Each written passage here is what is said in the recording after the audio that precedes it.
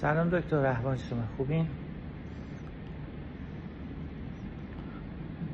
در مورد طلا که حالا شما خودت مستحضری، ما که طلا از کشور خارج نکردیم که بخوایم کار قاچاق انجام بشه. طلا رو وارد کردیم، طلایی رو آوردیم که به قیمت روز جهانی به مردم داده بشه. ما که طلا نمیاریم تبدیل به سکه بکنیم، 30% بذاریم روش، مردم رو درگیر بکنیم، اسم بنویسیم، امروز و فردا بکنیم.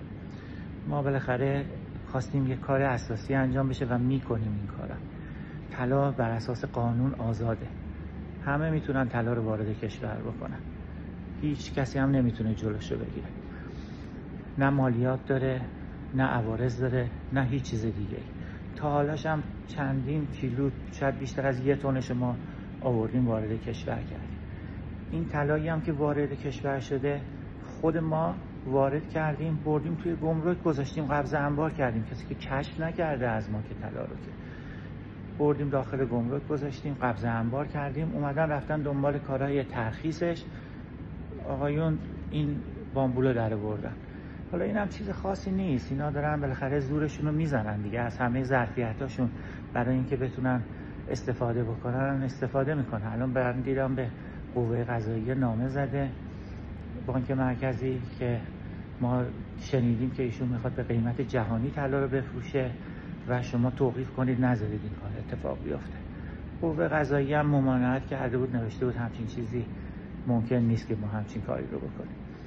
بعدش رفتن سمت ستاد تعزیرات، اونجا چکار کردن، اون نامه داده که این بار رو توقیف بکنید و بیارید ستاد.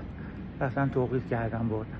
چیزی که قاچاقی وجود نداشته، که قاچاق رو اینا میکنن که طلا رو کیلو کیلو میکنن توی این همین شرکت ها و تو همین چیزهای پوششی و تو همین تراستی هاشون جابجا میکنن میدن بیرون که میشه دلار 95,000 تومان و 97,000 تومان. من طلا وارد کشور میکنم که این وضعیت رو بشکنم. تفاوت ما با اونها اینه، ما وارد میکنیم به نفع مردم، اونا خارج میکنن از کشور. الان هم که زمان خارج کردنشون هستش. حالا در صورت ما برای اینا پاسخ داریم. در خصوص نحوه خرید طلامون هم خیلی مشخصه. ما از وزارت اقتصاد هم برای سرمایه گذاری خارجی مجوز داریم. تا الان هم بیش از 1 میلیارد دلار سرمایه گذاری کردیم تو کشور، بقیهش هم میکنیم. ما از این 13 کیلو و 100 کیلو طلایی که اینا بخوان این داستانا رو سرش بیارن خیلی واهمه نداریم. همین کارا رو ما دیگه دورش گذشته. ما 10 سال شب و روز این بلاها رو سر ما آوردن تا به اعدام آوردنمون. الان هم خیلی از این چیزا نمیترسیم. ما محکم روی این موضوع هستیم، طلا رو به قیمت روز وارد میکنیم، به دست مردم هم میرسونیم.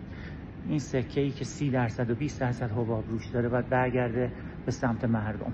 میتونه بسم الله، نمیتونه خداحافظ از بانک مرکزی. بیشتر از این هم نیست دکتر. قربانت، خداحافظ.